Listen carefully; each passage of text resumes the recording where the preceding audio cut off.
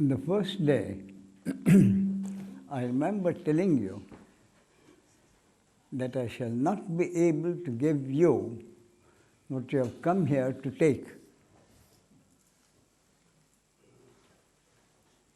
But I would try to explain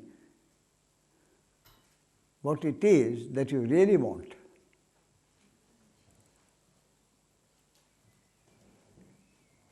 If you want something, then the basis is that you are the subject and what you want becomes the object.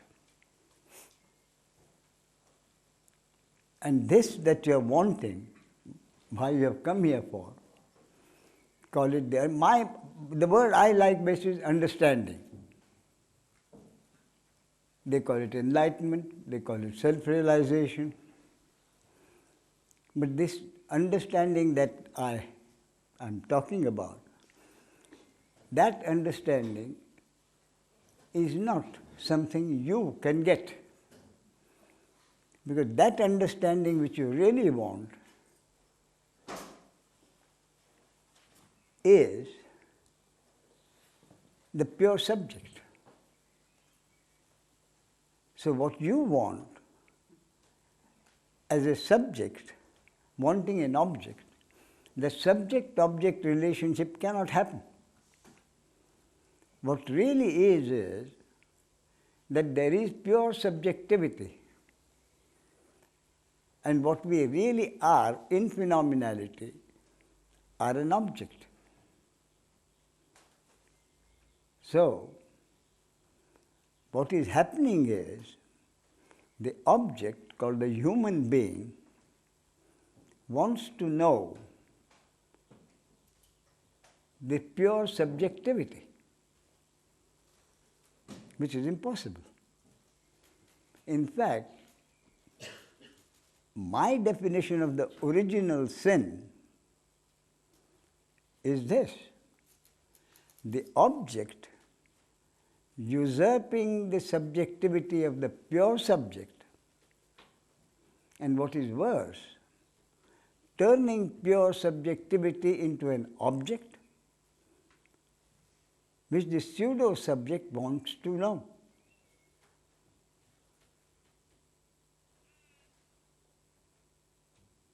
That's a bit difficult to understand. Let me repeat. If you want to know mathematics, then you are the subject, mathematics is the object, and the subject can know the object. When you know mathematics, you can say, I know my mathematics. But here, what is happening is, the human being is a created object, and the created object wants to know God. Call it God, call it consciousness, call it awareness, call it oneness, whatever it is. So, the impossible situation is that the object is trying to know the subject. So the object has to be the subject.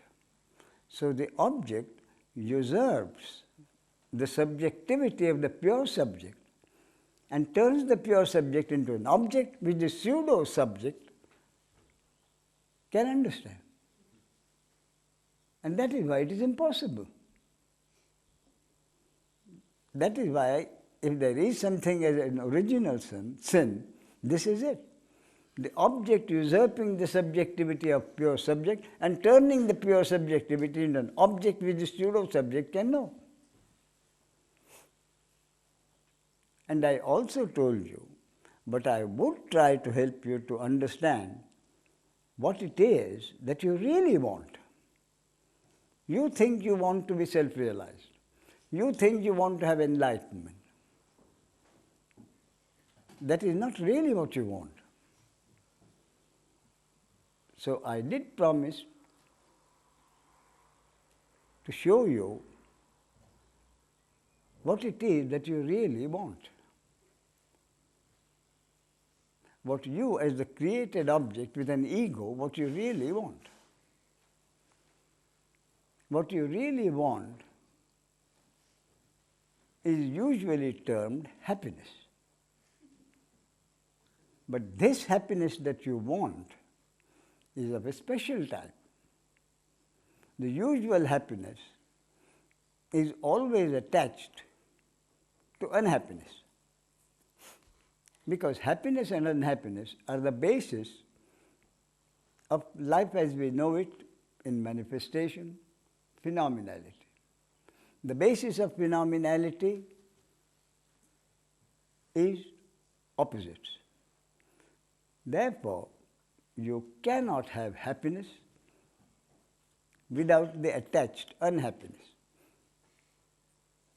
But what you are really trying to get is that unhappiness which is not attached to unhappiness.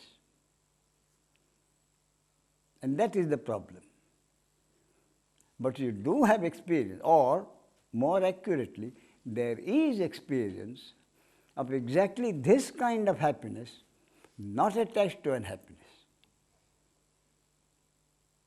which I prefer to call peace. You have experience of that peace, or I repeat again to be more accurate, there is experience of that peace which you want, and that experience happens in deep sleep. In deep sleep, there is peace. And that is why one would rather not be disturbed in his sleep. Once you wake up, you are in phenomenality, and whatever happiness you seek by way of money, power, or whatever fame, whatever, is combined with unhappiness. But the happiness, the peace which you get in deep sleep is not attached to unhappiness. Because in peace, there is no duality. It is not phenomenality. There is no, in fact, that peace exists only because the desirer of the peace, the me, the one who wants anything, the wanter is not there, the me is not there, therefore the peace exists. So, what you really want is to have the peace which prevails in deep sleep also to exist in the waking state when you are doing your normal life. That is what you really want. The peace which exists in deep sleep, you want that peace to exist in the waking state when you are doing your normal work, which may seem apparently impossible, but it is possible. It is possible if you analyze the situation and find out why is it that the peace in deep sleep exists. The peace in deep sleep exists because there is no me wanting anything, not having to do anything to get that experience. In fact, that experience of peace happens simply because there is absence of the me. So the same kind of peace can prevail in the waking state when you are doing your normal work. Now, more accurately, I should say, that kind of peace can prevail even during your waking state, not when you are doing your work,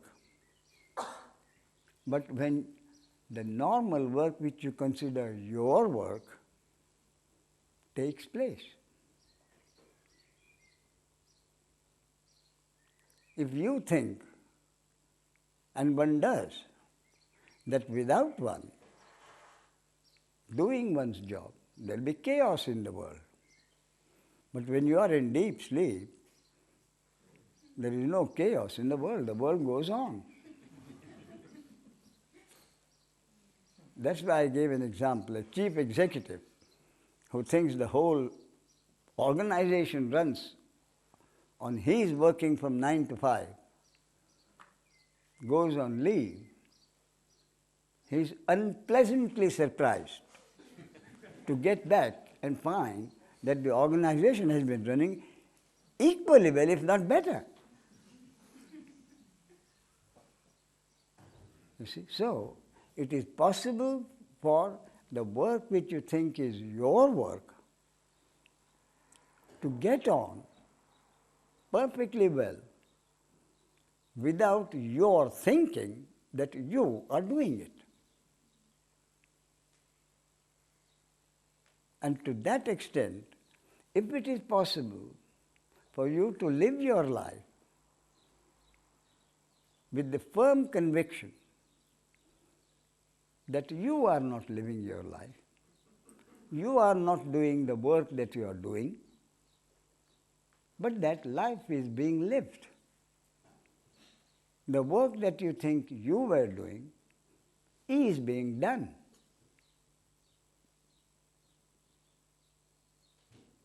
So if that is the firm possible conclusion you can come to, the total conviction that you are not doing anything, work is being done. In other words, that which functions through your body-mind organism, which you consider your body-mind organism, that which functions is the very thing which functions through every human being. Exactly like electricity functions through every electrical gadget, producing that which each electrical gadget has been designed for. So electricity functions through an electrical bulb, brings out light. Electricity functions through a kitchen gadget and produces the mixture of whatever the electrical gadget is designed for. But in the electric bulb and the kitchen gadget, there is no ego to say, I produce the light, I produce the mixture. That's the only difference. Believe me, that is the only difference. So each work that happens through each human being, instead of electricity, what functions is impersonal consciousness, impersonal energy. Electricity could be considered as one aspect of the same impersonal universal energy. Electricity producing what the electrical gadget is supposed to produce, and the impersonal energy producing through every human gadget what each human gadget has been uniquely programmed to produce. That is all that is happening. So, what we call a sage is a phenomenon where there is the usual human body, but there is no ego with a sense of personal doership. In other words, the sage is totally, unconditionally convinced that what brings about an action through a body-mind organism which he calls his own is not he, but the impersonal energy. That impersonal energy which makes the man say, I am, I exist. It is the same impersonal energy which makes every human being say with conviction, total conviction, unconditional conviction, I am, I exist. But what is wrong is that each man considers further, I am, I exist, I do. That's where the thing goes wrong. And yet, that is exactly what is supposed to happen. So, I do is the ego. And without the ego, interhuman relationships wouldn't happen. Without interhuman relationships, life wouldn't happen. So, for life to happen, the Leela to happen, God's game to happen, the source had to create egos in the human objects. And the only thing that happens is when this is totally realized, that there is no me living my life, but that life is being lived through that apparatus which I call mine. That this is really so simple. That is why Ramana Maharshi says several places, self-realization is the easiest thing. Self-realization is the easiest thing. When you realize that there is no one to achieve self-realization.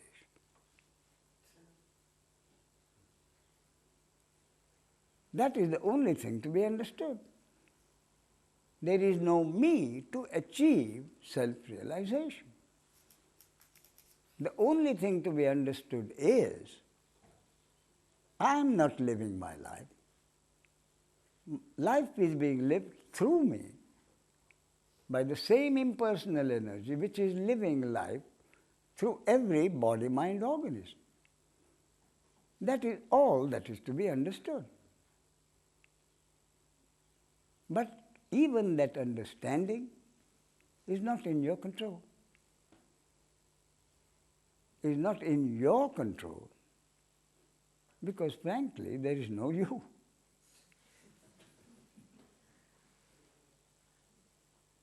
The whole thing is that simple.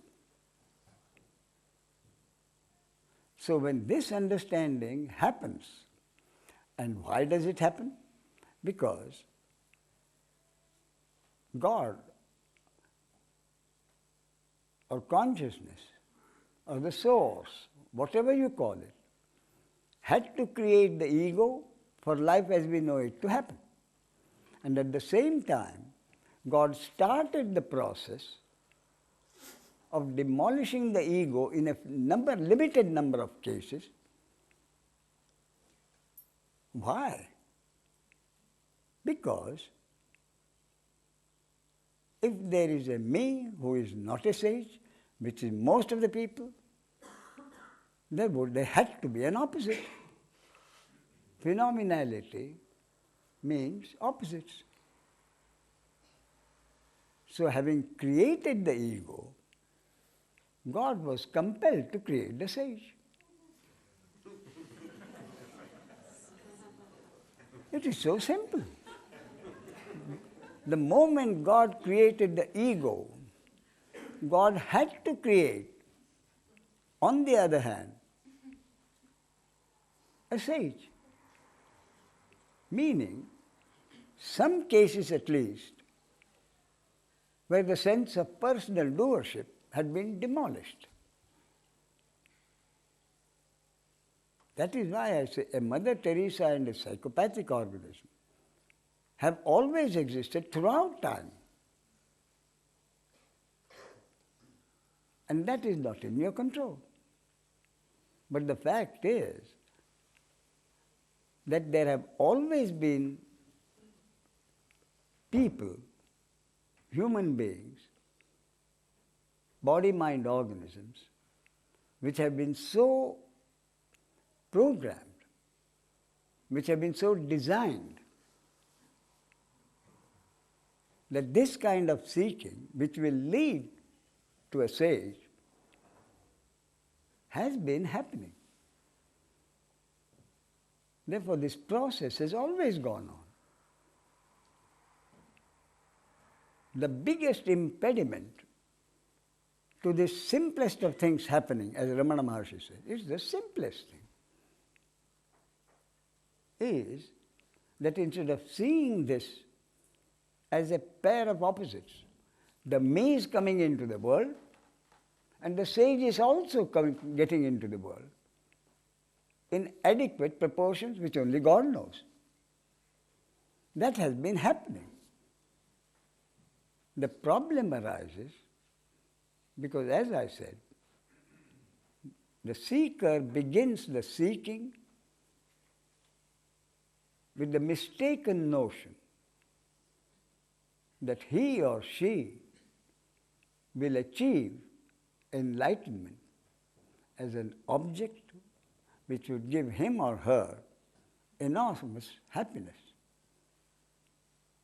And the initial mistake is that any happiness which the seeker can get will not be unaccompanied by unhappiness. So, the seeking begins with the seeker seeking enlightenment as an object of happiness and ends only with the realization that he never has been a seeker.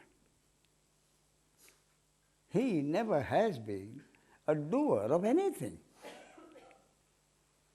That the doing has been happening. The seeking has been happening. And the result, or how long the process is going to be, is not in anyone's control. So because of the frustration which the seeker is bound to have, when he tries various practices, various means, and finds that there is no change, he is still a seeker. He is still, what he is seeking is still as far away as he can see. Then, for that frustration, Ramana Maharshi gives, out of his infinite compassion, a solace, a consolation. He says, that you have been a seeker, that you have been a spiritual seeker, is itself God's will, God's grace. He puts it in a picturesque way. Your head is already in the tiger's mouth. That you are a seeker is not your achievement.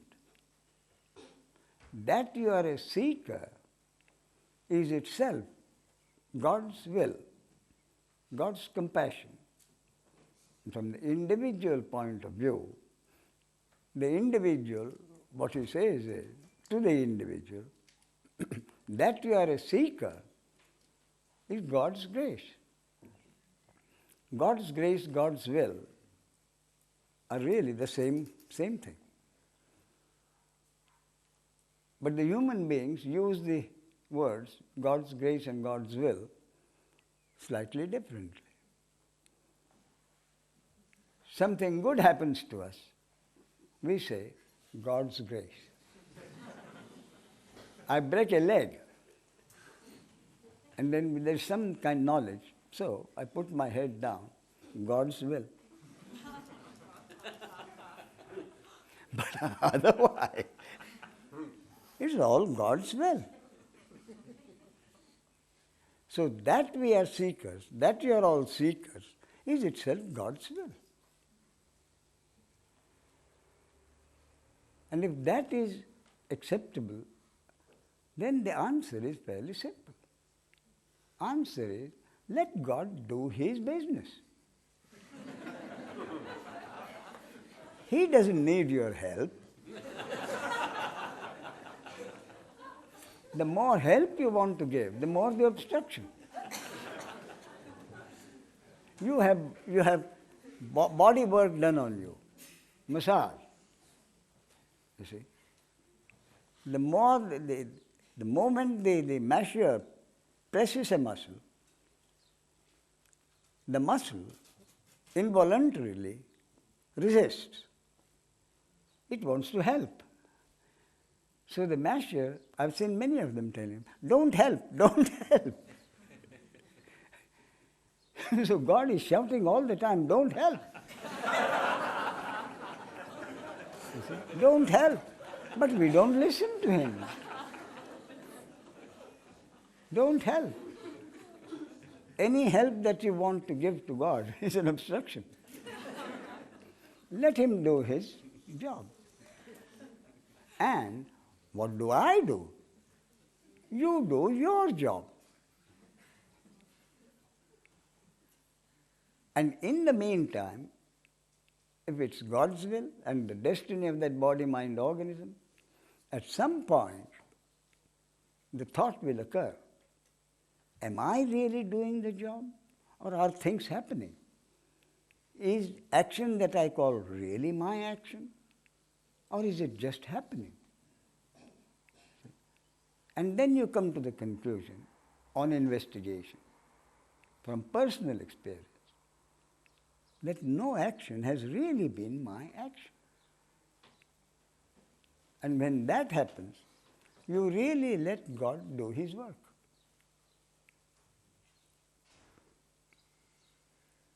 That is why Ramana Maharshi says self-realization is so simple. And that is, self-realization is one of the events happening as part of phenomenality.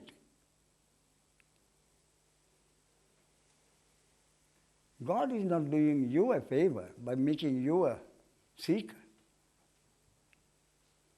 God is just going about his business. If he has created the ego, he has got to destroy some of the egos. So the creation of the ego has always been accompanied, ever since time began, with the creation of sages.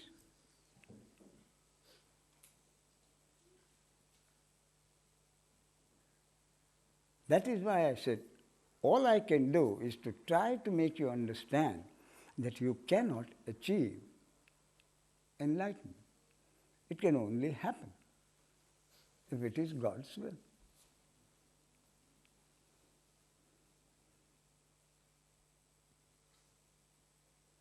So, if you have any questions to ask, please ask them. And if there are personal questions you want to ask, you are most welcome. I shall try to answer them as honestly as I can. Ramesh, yes. you always say the picture or the film is already ready.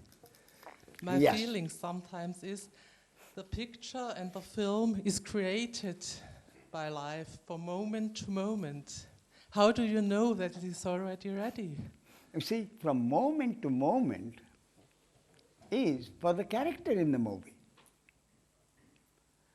The character in the movie, for him, the movie is not, he can't accept that it is done. For him it is from moment to moment. But if we are watching the movie, even watching the movie, it is from moment to moment. We don't know what is at the end of a movie. But the whole movie, unless of course it is a TV serial, yes. Then it can go on and on and on. The Bold and the Beautiful, I think, has been going on for 20 years. And it probably go on for another 20 years, because that is man-made. But this divine movie is already there. If that is a bit difficult for you to understand, let me give you another example. Please. Supposing a painter has painted a painting 10 miles long, 2 stories high. Painting is there. Other people who have gone to the 10 miles have told you. It is there. I've seen the whole 10 miles. That is what the sage has told you. But you want to see the painting, and if you're a real painter yourself and you're interested in painting, you will take time over bits and pieces. So by the time you do the 10-mile long painting, it will take time. That's why time has come into being. But the painting is already there. And that is exactly what Lord Krishna tells Arjuna in the Bhagavad Gita. Even if you do not fight, these people arraigned in front of you as your enemies are not going to live. I have already killed them. As time, I have already killed them. And you can only be the apparent instrument, the destiny of which is to kill some of them. You see? So the movie is already there. And I think more people than you can imagine have that feeling deep down that it's all there. Or at least the feeling that what is going to happen to me or someone else sometime later is really not in my control. Many have that feeling. Yes, this I can understand. I'm sorry? This I can understand. Yes. I have not in control. So, I mean, if this you can understand, Yes. then the basis of it is the same thing. I have always had the feeling of absolute certainty that what is going to happen to me 20 years later, I have no control over it. That is the point. Who has control over it is irrelevant. So really, prevailing of God's will is irrelevant. God's will, whose will? Irrelevant. What is relevant? My will is not going to prevail. Yeah. So that I personally have always had that feeling, ever since I was a child. You see? Yes, this. Now, that has it prevented me from doing my best? It hasn't. Why? I'm sorry, your name is? Irene. Carolina? Irena. Irena. Yes. I see. So, Irena, that is what the mind suddenly says. Well, if you know nothing is going to, that everything is there, how can you work? That would be the question the mind asks. How can you work? It's easy. And again, the real answer is the real position. I don't work. Even my working is not in my control. So because there is the total acceptance that what is going to happen in future is not in my hands, the energy functioning through this body-mind organism will only work according to the way this body-mind organism has been designed, the way it has been programmed. And if this body-mind organism has been programmed to be restless and impatient, that is how the energy will function. So if this body-mind organism has been programmed to be restless and continuously doing something, that will happen, irrespective of the fact that I have the total conviction that whatever is going to come to me, no power on earth can take away. And if something is not going to come, no power on earth can give it to me. That was my firm conviction. And in many ways, it helped me in my career. The one way it really did help me in my career is this. I saw people, cheating, harming people, going to the bosses with tales about so-and-so, he is a bad man, that's a good man, he is doing, carrying tales to the superiors, trying to show that they are good people, trying to butter up their superiors. Seeing that, I knew it was not necessary. You see? But I repeat, that did not prevent me from doing whatever I could as an assistant in the hierarchy, doing my best to make the job of my superior easier. That didn't prevent. I did that. And because I did that, somehow I've always had an excellent relationship with my bosses. I didn't have to go out of my way to do that. And because I had this feeling that whatever I had to get, I will get, it saved me a lot of energy trying to do what others were doing, which I've just described. Hating each other, trying to put difficulties in the way of each other, of their whom they consider their competitors. All this I didn't have to do. So that much energy was saved, which could go into doing whatever I could to make the job of my senior, superior officer easier, any way that I could. Let me give you an extraordinarily simple example. My own experience was that a boss really appreciates more than anything else the genuine desire of the assistant to make his job easier. That is my personal experience.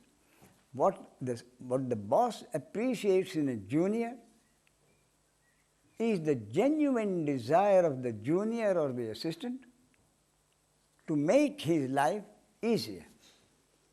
And it's the simplest of ways that can be done. Let me give you again a simplest of examples. At a particular time, the general manager of my bank decided to have four personal assistants in each section.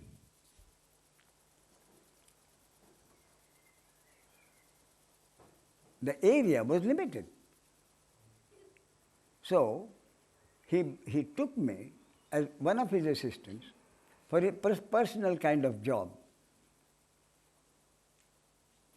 Probably because of the same attitude, he found a degree of honesty in me. He probably felt that this is one man who is not take advantage of the information that is going to come to him by being so close to the boss. Anyway, there was not enough space, so I had to sit at a long table in the same room as the general manager. Customers went and saw the general manager, talked to them about their business. I was present. So once or twice people hesitated, seeing there's someone else sitting there. So the general manager was kind enough to tell in front of me, talk to me as if he is not there. He is not going to, he is no problem. You see, then on one occasion I noticed that he was a director of another company, a small company, not well known. It wanted to remain small. So that company did not have its telephone number in the telephone directory. They kept it private. So my general manager had that number in a diary. And my general manager was not the most methodical person I have known. His table used to be a mess. So I could help him. You see, once I tried to make it more, and then I noticed that I was not helping him, just as I'm not helping God in trying to. His table looked a mess to me, but he knew exactly where his paper was. So I stopped clearing his desk. But I noticed that when he wanted that number, particular number, he looked about his diary was all over the place. So once when he got that number from the diary and called out loudly so that I could get him the number, when he called the number loudly, I'm telling you the simplest of things. All I did was jot down the number when he was calling out. And after the job was done and he went for lunch, all I did was to put that number down in the telephone directory, which is his own, in his room, on his table. No one else from outside would come and dare to come and look at that telephone directory. All I did was put that number, which was not printed in the telephone directory, at the appropriate place. I put it down. Next time he wanted, he said, "Oh, where's that damn..." His language was pretty poor. "Where is that damn language? Where is that damn telephone number?" So I said, "It's in the book." So he said, "Ramesh, it is not in the book." So I said, "Sir, it is there now." So he looked at me, and he looked it up, and just gave me a look of such admiration. Not thankfulness so much, as such admiration. What genius! To put the number down, which I could have done and didn't do, and he puts the number down. You see, so my point is this. I continued to get promotions regularly. When I joined the bank, I had a degree from the Bombay University, I had a degree from the London University in banking, but when I joined the bank, the directors had taken a policy decision. Everybody must start at the lowest level and then earn there. So I had to join as a clerk at the lowest level. Of course, as soon as there was a next chance for promotion, I was promoted. And since then, I got my promotions regularly. And every time I got the promotion, higher and higher, every time a thought wouldn't escape me. Why have I got this promotion? There's so-and-so who is far more intelligent than I am.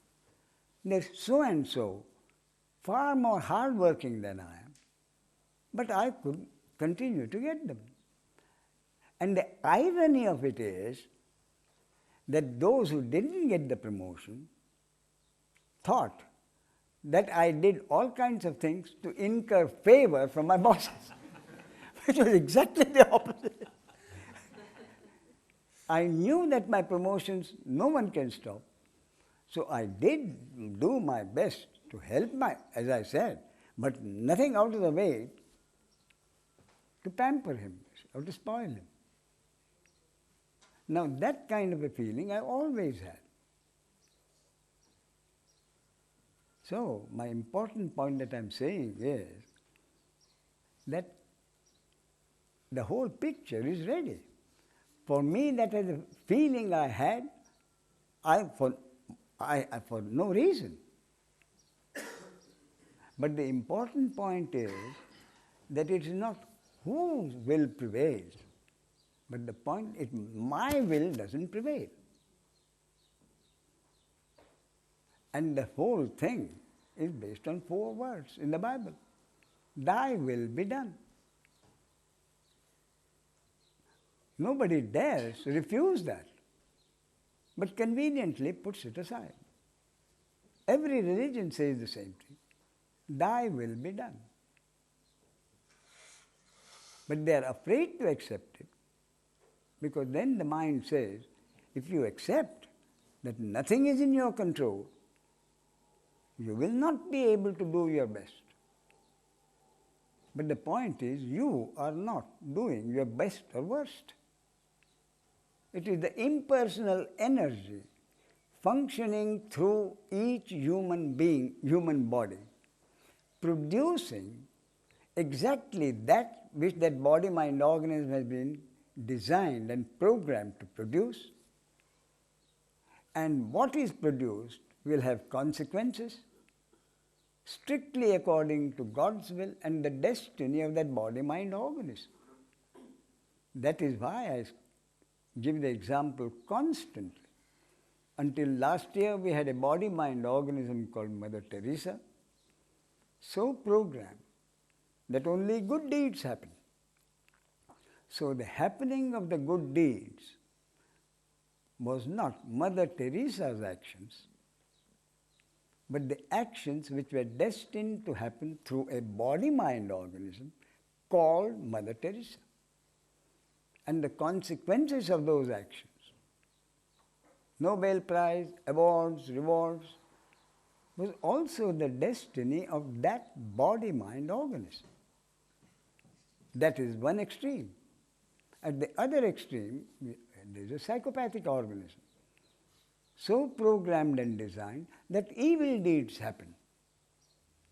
So the happening of the evil deeds was the destiny of that body-mind organism, and the consequences, the body-mind organism being executed or put in jail or put in an asylum, was also the destiny of that body-mind organism. Both were created by the same source. Yes, I can feel that it is this way. If I look on my life, I have always this feeling that I'm not the creator of it. You have to come to that conclusion. That is why I say investigate. If investigating your whole life is too long a process, investigate at the end of the day just the actions which have happened on that day. But investigate, and you must come to the conclusion. Thank you, Ramesh, because your conception has the most beautiful clarity for me. Thank you. Most welcome.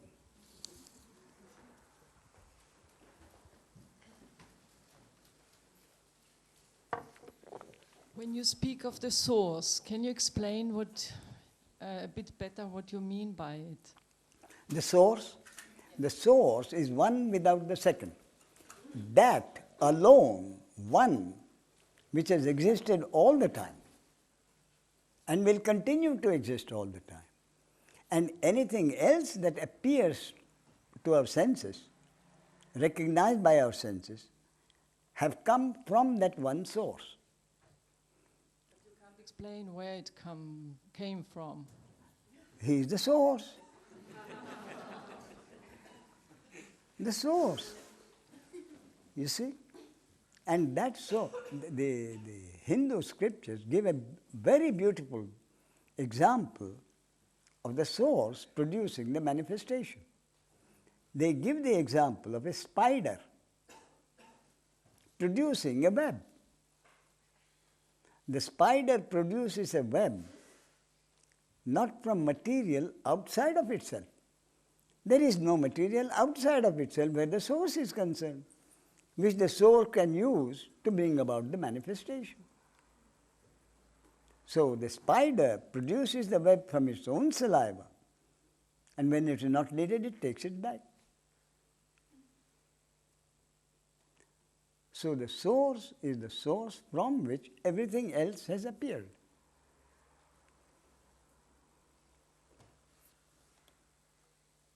Yes.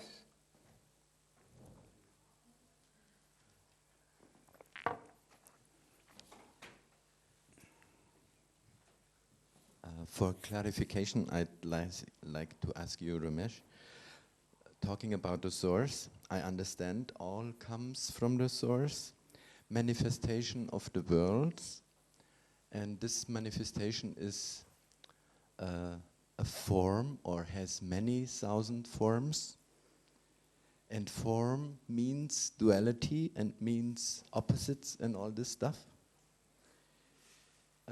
You call it the movie, the universal movie.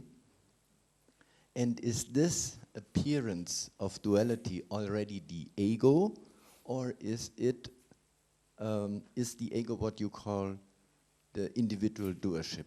I'd like to have a word on this. I'm sorry?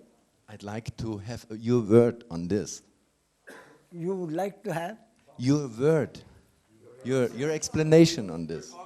My explanation? Yes. You want an explanation from a created object.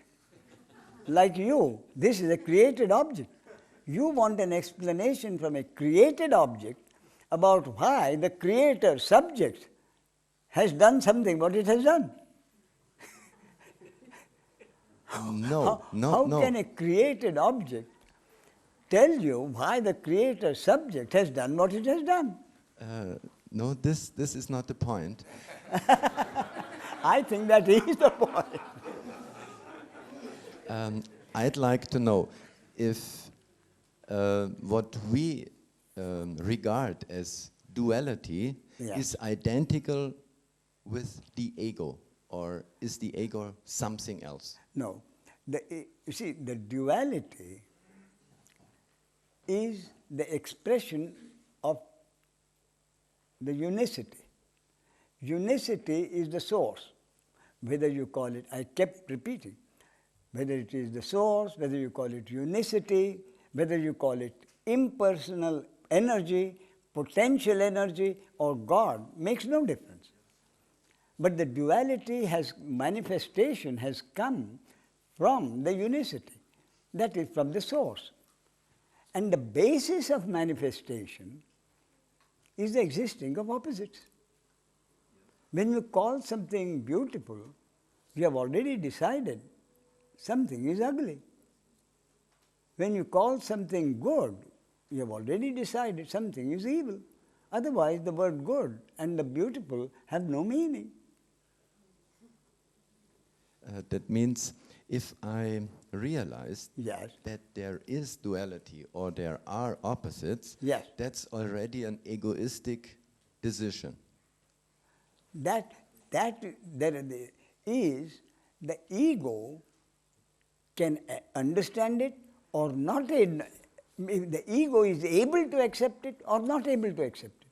Very often the ego is not able to accept it. That is why we have misery. What the ego wants is happiness, but not unhappiness. Only the beauty, not the ugliness. Only health, not disease. So the ego chooses one against the other, does not accept the duality, does not accept the polarity or opposites, and therefore becomes unhappy. So when that is accepted, that there has to be duality, that the very life is based on opposites, and there is acceptance, then there is much less unhappiness. But what can the ego do without being identified with a plus and minus and good and bad? The ego does not exist. The ego is a creation by divine hypnosis. And the ego is merely a creation, a fiction. I think I got you. There is no distinction. Is No. that right? The ego is merely a fiction created by divine hypnosis, so that among egos there can be interhuman relationships. Respect, enmity, friendship, enmity, hate, love, which is the basis of life as we know it. So for the Leela or the game of God or life as we know it to happen, interhuman relationships have to happen. And for interhuman relationships to happen, egos have to be created. And for the egos having been created, the opposite, the destruction, the process of destruction of the ego is going on at the same time as part of the duality in phenomenality. That would mean actually nothing is happening. Nothing is happening. That is quite correct. Okay. Thank you. Which is what is happening in your deep sleep. What happens in your deep sleep? Nothing. You see, that is why I say what you really want and do not appreciate is that peace in the waking state which prevails in deep sleep. You see, And in deep sleep that prevails because the ego is not there. So if the ego can be made absent in the waking state, in daily life, there will be the same peace which exists in deep sleep. And the ego is destroyed when there is the final unconditional acceptance that the ego does not exist as the doer. The basis of ego, the very essence of the ego is a sense of personal doership.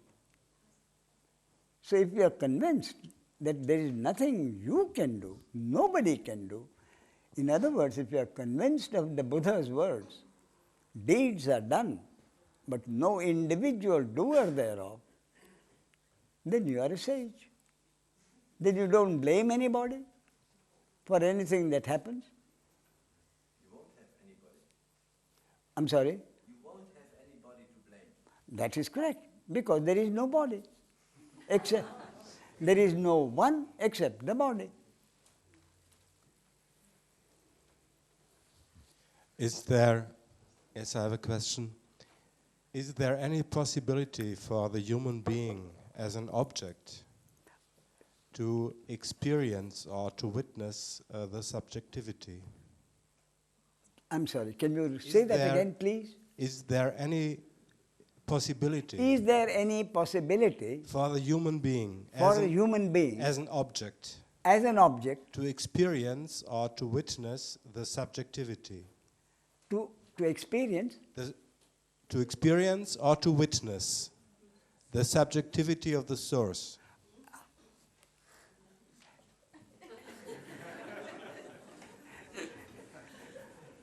Now you tell me, is it, you paint a picture and in that painting you have a figure.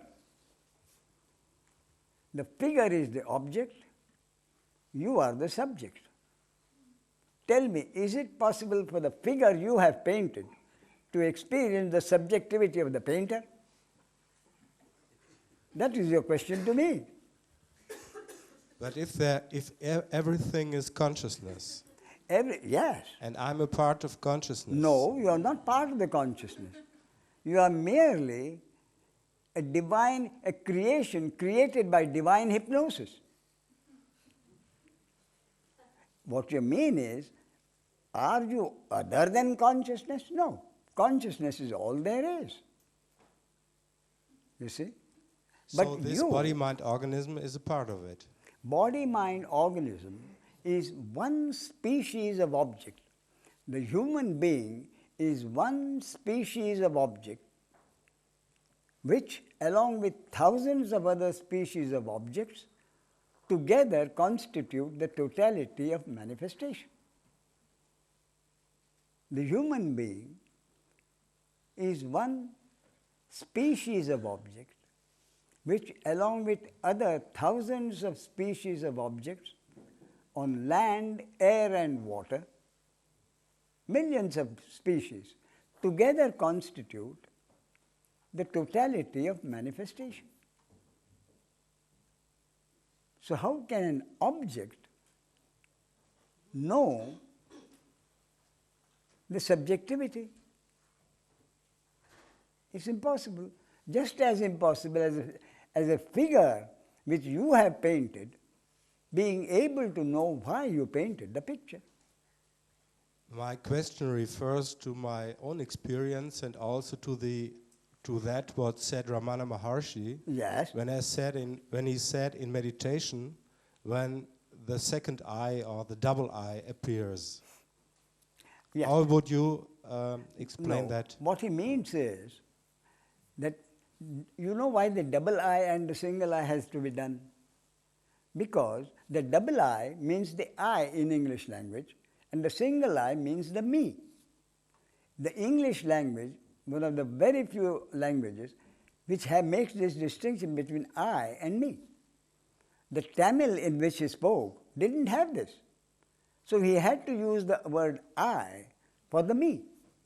So in order to distinguish the I as the me from the I as the subjectivity, he used the double I. I for subjectivity and I for the me. But you also told about the merging of the two eyes. Gurdjieff, The merging. merging. You see, the merging, merging is a wrong word. The me disappears. The me does not merge with the I. The me disappears. When the me understands that there has never been a me, the me disappears. In fact, therefore, I am is the truth. Your name is? Dirk. D-I-R-K. Dirk.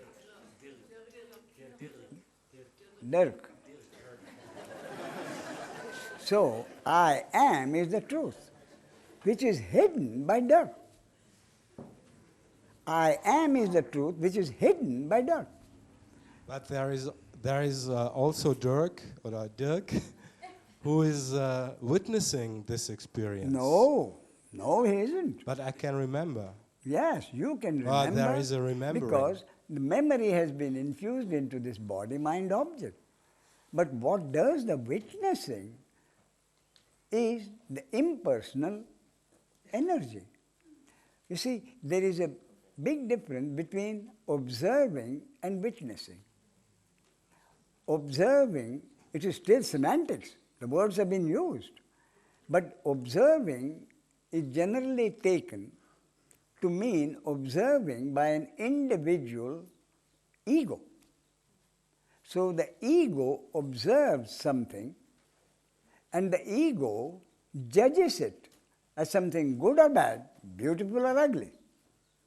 But when the witnessing happens, in that witnessing, nothing is judged. And therefore, the most popular example of witnessing is given that of a baby witnessing things. Okay, that gives me clarity if you say that the witnessing is an impersonal. That is correct. Okay, thank you. Witnessing is impersonal, observing is personal, and therefore the personal observer, the moment he observes something, judges them as good or bad. Witnessing impersonal, everything is impersonal. Would you agree that the main characteristic of the ego is thought and fear? I'm sorry, please say that again. Would you agree that the main characteristic of the ego Yes. is thought and fear? The main characteristic of the ego is to observe and judge. The main characteristic of the ego is to observe and judge and select one against the other. And therefore, it is the ego who is happy or unhappy. Yes. How do we know about the source? How do we? How do we know about the source? I'm sorry, I don't know. How do we know about the source? How do we know the cause? No, the source. About the source. The source. How do we know about the source? Yeah. It's a concept. That's the whole point. That's how we began. How can an object know the source? So therefore, the very first time what I'm saying is, whatever I'm saying is a concept. A concept being something which some people may accept, some people may not be able to accept. Therefore, I go to the extent of saying anything said by any sage at any time, whether it was Jesus Christ or Moses or Ramana Maharshi or Ramakrishna, whatever anybody has said is a concept, acceptable to some, not acceptable to others. What is more, anything which any scripture of any religion has said is a concept. So concepts of one religion are not acceptable to other religions. Therefore, we have religious wars. So no concept is truth. There is only one truth. That truth which no one can deny. Only that is the truth which no one can deny. And that truth is, I am, I exist. I am is the truth. But I'm John or Jane is not the truth. John or Jane is the ego, the divine hypnosis, which is the ignorance which covers the truth. And when that ignorance disappears, with the total conviction that there is no me as the doer, there is no John or Jane as the doer, then the ignorance is wiped out and the truth shines in all its brilliance. So there is no question of achieving anything. If something is happening, it is the wiping out of the ego or the ignorance. And that wiping out can only happen if it is the will of the source. I have another question. When you say the ego is an illusion, The ego is an illusion. isn't Yes. it a creation like other things in the manifestation? Sure, but that creation, a creation which is not perceptible to the senses. So all things of manifestation are illusion?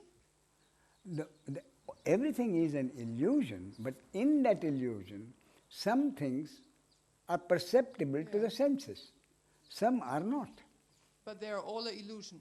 They are all an illusion, yes. Thank you.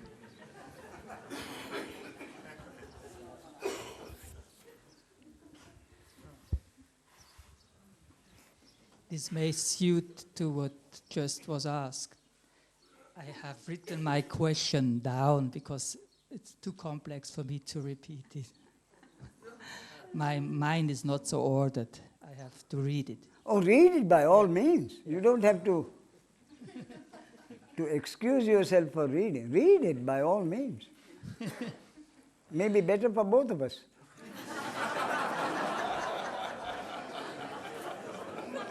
I didn't understand what you said. Only thing is, yeah. if you are reading, read it slowly. Yes, I try. So I had a dream last night. The dream is not important, but I woke up and I was a little bit puzzled. I felt a little bit like Huang Tzu when he was dreaming being a butterfly. Do you know this story about Huang Tzu? And I think it was Chuangzi. Yes. Chuangzi's dream about being a butterfly. Yes. Yes, what about that? Yeah, it's coming close to that, maybe. So same dream happened to you, you mean? Maybe.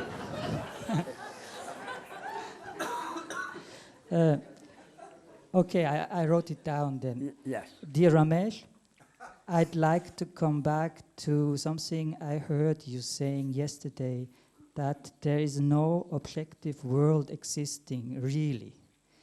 If not, at least a sentient being would perceive it, or other hand, I may perceive, this was first. Huh? On the other hand, I may perceive in the dreaming state a world which only I can perceive and nobody else.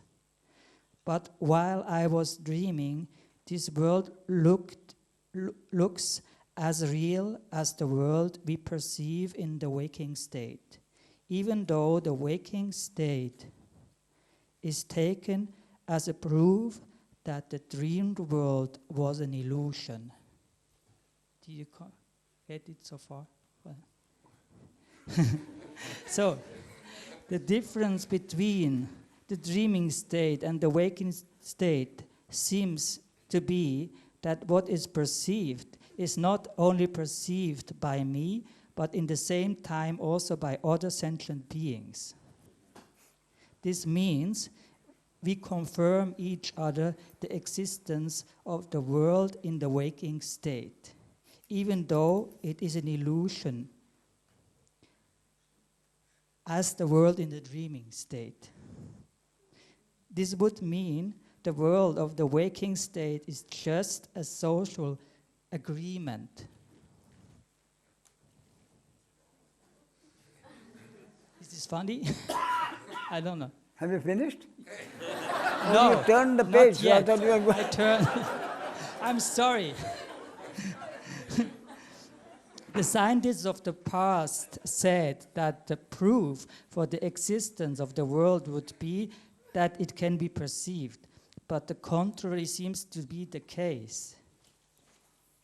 Because our senses perceive the world, we believe that this world would be real, even though we have no evidence that the body and the senses are real. Do I understand you or interpret you correctly?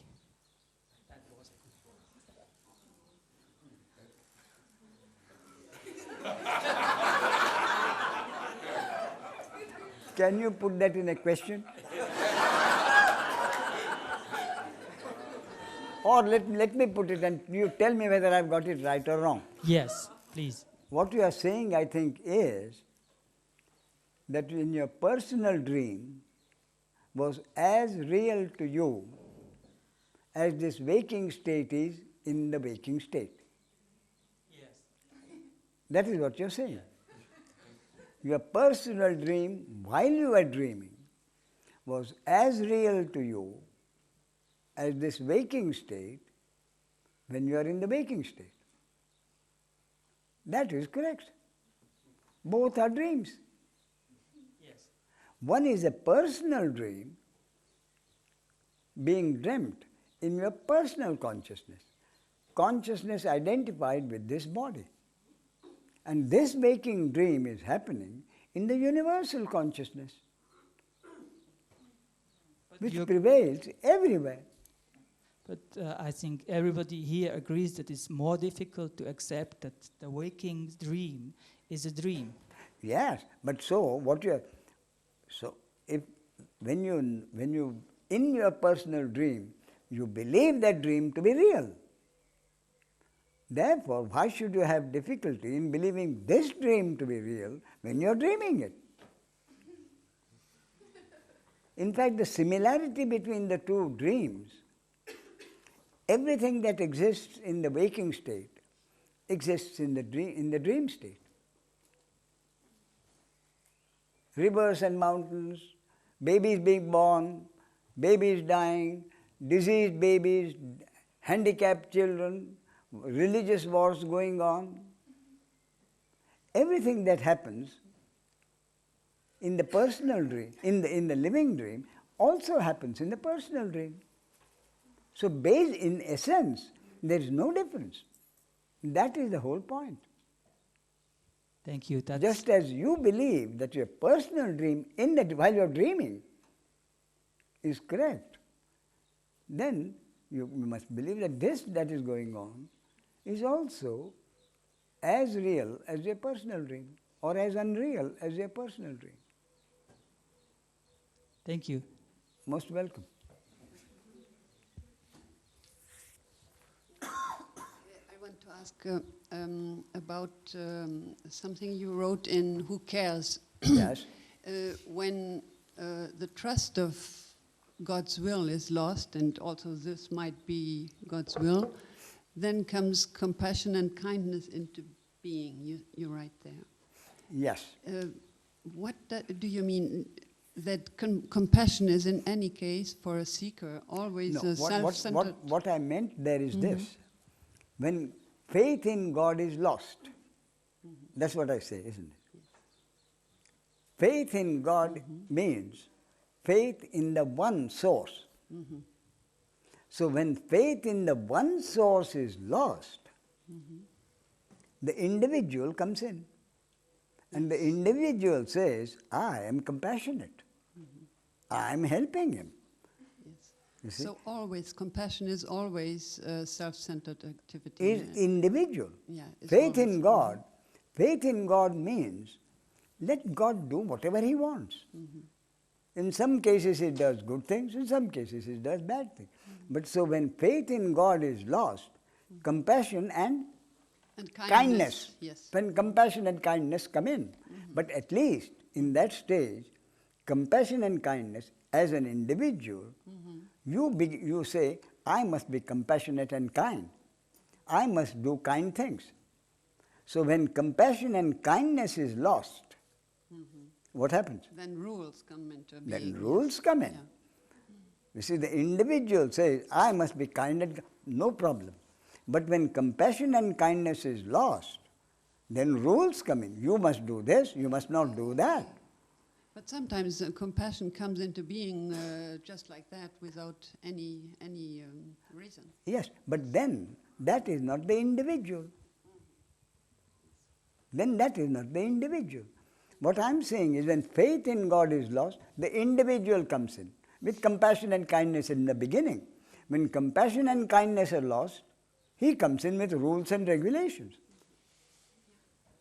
You see? And when rules and regulations have certain, then religion comes in.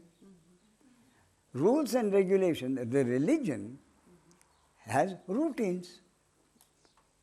And when the routines change and differ, religious wars happen. That's what I've said there, I think. Most welcome.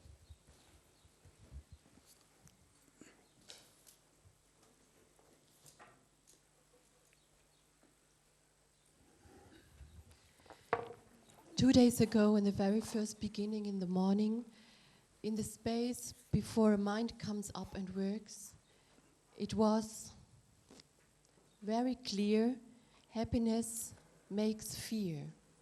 And it goes on and on and on until now. Please would you tell me something about that?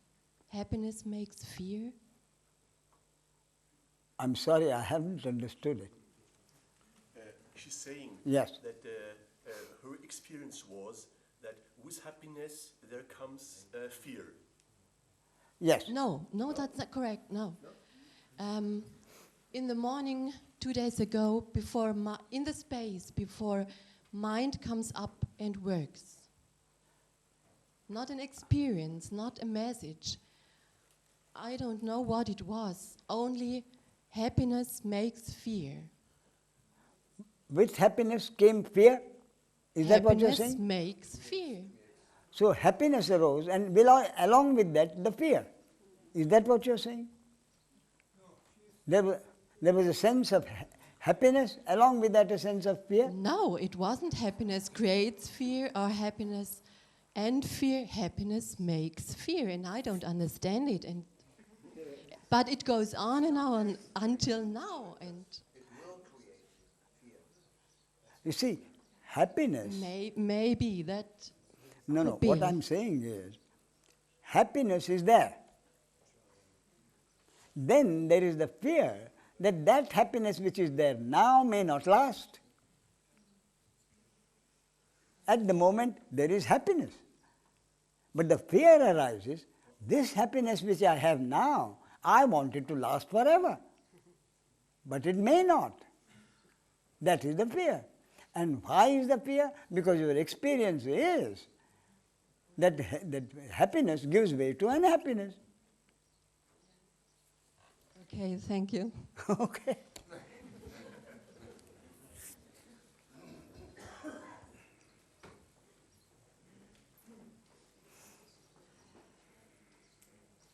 I have a personal question. There's much saying about sex in life, sex between wife and women, and some sages say, let's say,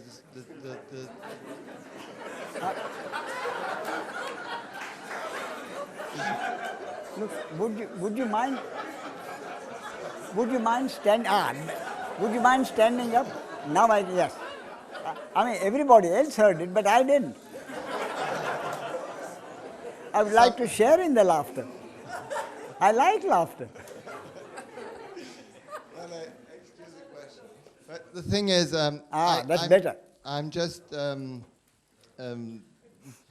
not clear with the point. Some say don't make sex, and others say make sex as much as you can, and there's no clearness for me. Yes. So I'm really interested whether you gave me an idea about this. Look, yes. How much sex you are able to have will depend on two things. On two things. Your programming and your destiny. You see, you may be programmed not to have too much sex. You may have plenty of opportunities, but you won't have it.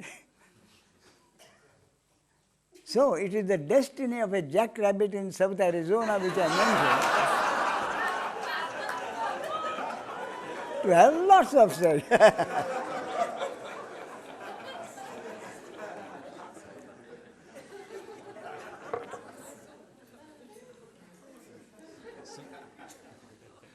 So I have a question. Please. You told us with the me, the duality. With the me, the duality came That's in right. the world. Yes. And in a case of a sage, Yes. there is no longer a me. That is correct. So for you, that is a personal question, there is no duality. So you No. You see, the duality exists. And for the functioning of that duality, the ego was necessary to be created. The duality exists. The ego was necessary to choose between the duality. So what the sage does is, he accepts the duality. He doesn't choose between one and the other. He accepts the duality. He accepts that happiness will go with unhappiness. So all that the sage does is accept the duality. The ego does not accept the duality. He chooses one against the other. So for you is also, it's good and bad for you is also in the world. They exist, sure. So for me, I can see that. I can see a handsome man, I can see an ugly man. I can see a good picture as I see it, according to my perceptions, which is according to my programming, and I can see a picture which doesn't appeal to me. So you are also judging. Sorry? You are also judging. Beurteilen, You see, werten. the judging happens in the sense that the mind reacts to something, and the reaction of the mind is according to the programming. So if the programming is for a person to be a vegetarian, so if a sage walks along the road and he sees legs of mutton hanging on by the roadside, a feeling of aversion could certainly arise. A feeling of aversion could certainly arise. But the ego not being there, the ego will not say, the ego not being, the one who eats that is a bad person. That will not happen. The aversion is merely the reaction of the brain to an input. The input is seeing something, and the input to bring out an output according to the programming. Therefore, an aversion for meat, which is hanging outside, could arise. You see? But the ego doesn't get involved in saying, this shouldn't happen, people should be vegetarians, why should we kill innocent animals? That kind of involvement doesn't happen in the absence of the ego. In any case, the judging by the working mind will continue. Even in the case of a sage, the working by the judging mind continues. Because the judging mind, the nature of the judging mind is to decide. And in the decision, the judging has to be, this is right, this is wrong, this will be successful, that will not be successful.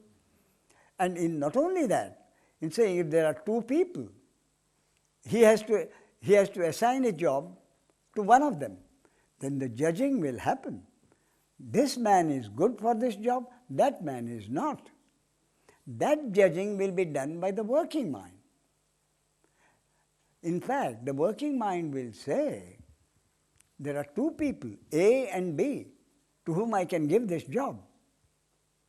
I like A, but I will give the job to B, whom I do not like, because for this job, B is the best man. So this judging, selection, will be done by the working mind. Even the planning will have to be done. By a sage, even a planning will have to be done, and that planning will be by the working mind. Suppose a sage has to catch a plane. The flying time is midnight. Reporting time is 10 o'clock.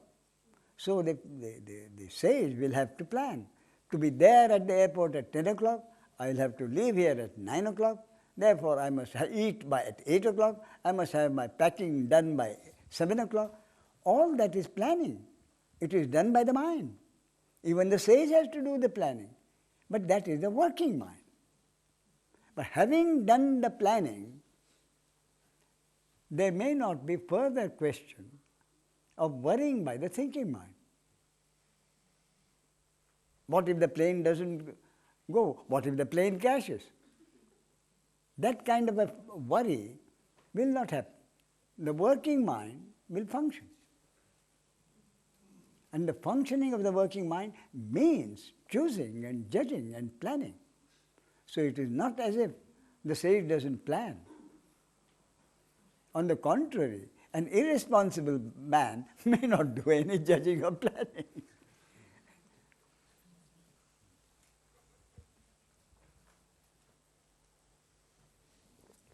Yes.